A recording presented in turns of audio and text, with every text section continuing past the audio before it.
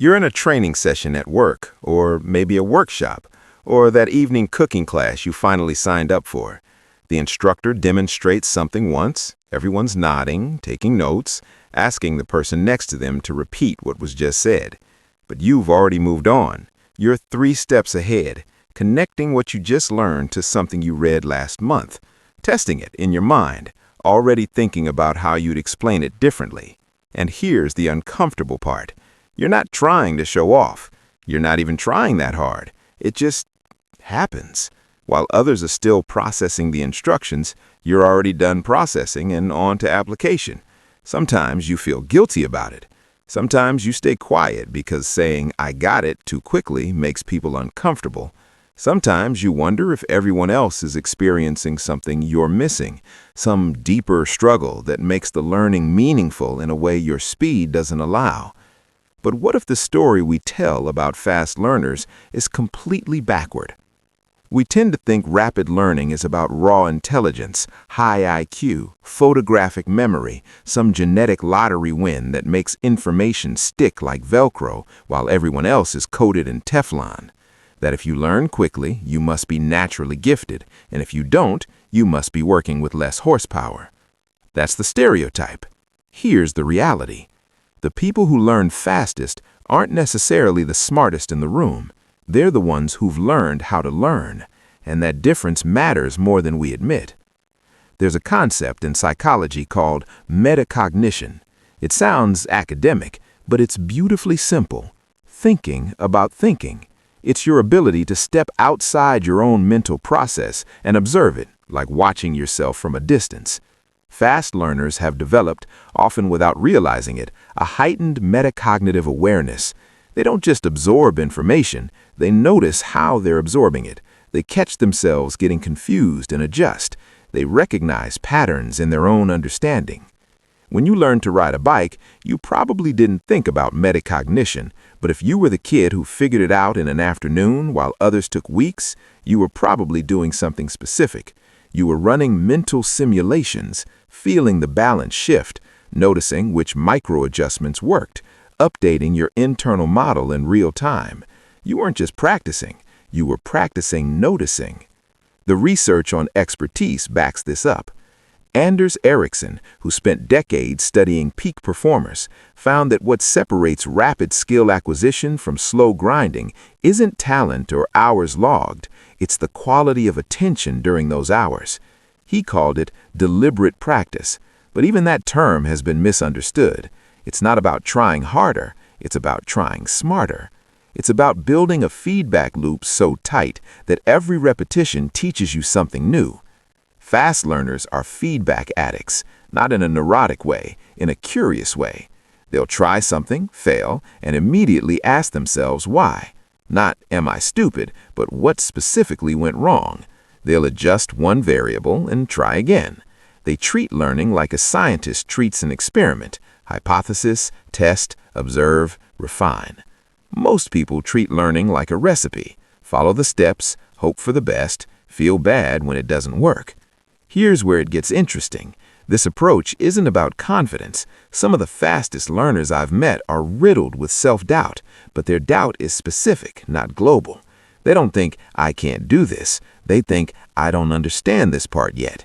That tiny linguistic shift changes everything. It turns obstacles into puzzles, and puzzles are infinitely more engaging than walls.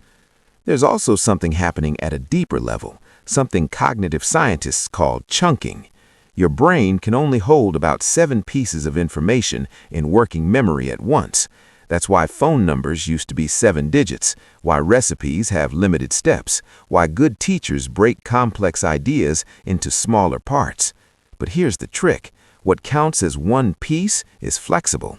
For a beginner chess player, each piece on the board is separate information. For a master, entire configurations become single chunks. They don't see individual pawns and knights. They see the French defense or a weak king side. Same board, different mental organization. Fast learners do this instinctively across domains. They find the deeper patterns, the organizing principles, and collapse complexity into manageable chunks. They're not remembering more, they're structuring better. Renaissance thinkers understood this. Leonardo da Vinci didn't just study painting or engineering or anatomy, he studied the principles underlying all of them: proportion, flow, structure, form. Once you see the pattern, you can apply it anywhere. He wasn't learning faster because he was smarter. He was learning faster because he was learning transferable frameworks, not isolated facts. Think about your own life for a moment. When's the last time you learned something quickly? Not because you're naturally talented at it, but because it clicked. What made it click? Was it a good teacher who explained it in a way that connected to something you already knew? Was it personal stakes, some reason you needed to understand it right now? Was it the third or fourth explanation after you'd already mapped the edges of your confusion? Fast learning isn't a trait, it's a state. And that state depends on context, motivation, prior knowledge, and emotional safety. This is where we need to be honest about the shadow side. Sometimes rapid learning is healthy curiosity. Sometimes it's avoidance. If you're constantly jumping to the next thing, learning just enough to feel competent before moving on, never sitting with the discomfort of mastery's plateau, that's not fast learning. That's restlessness wearing the mask of productivity. There's a difference between someone who learns quickly because they're deeply engaged and someone who learns quickly because they're running from something. The first person goes deep eventually, the second stays shallow forever, and both can look identical from the outside.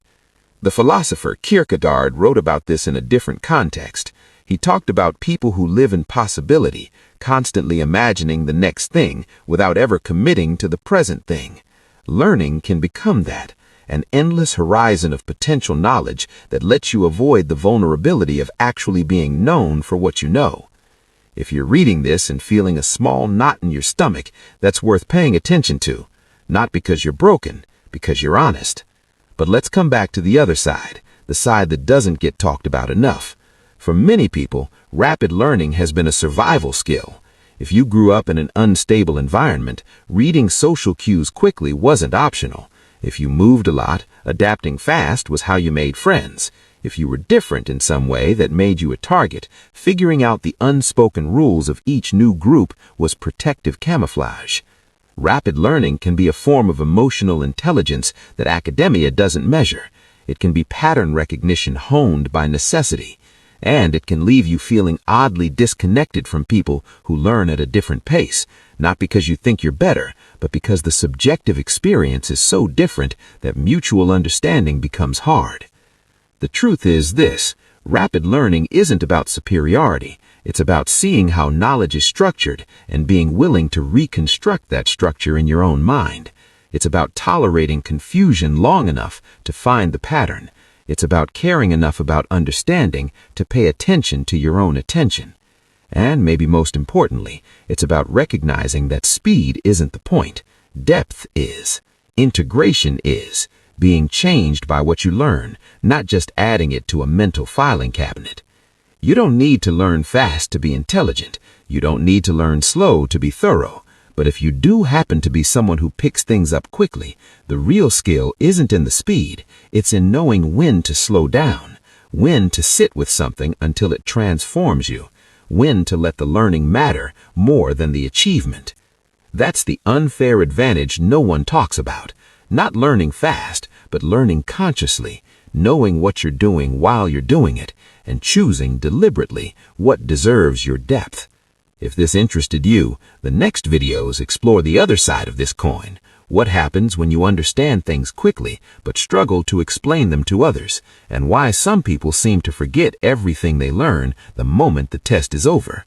These aren't separate issues. They're all part of how we process, store, and value knowledge.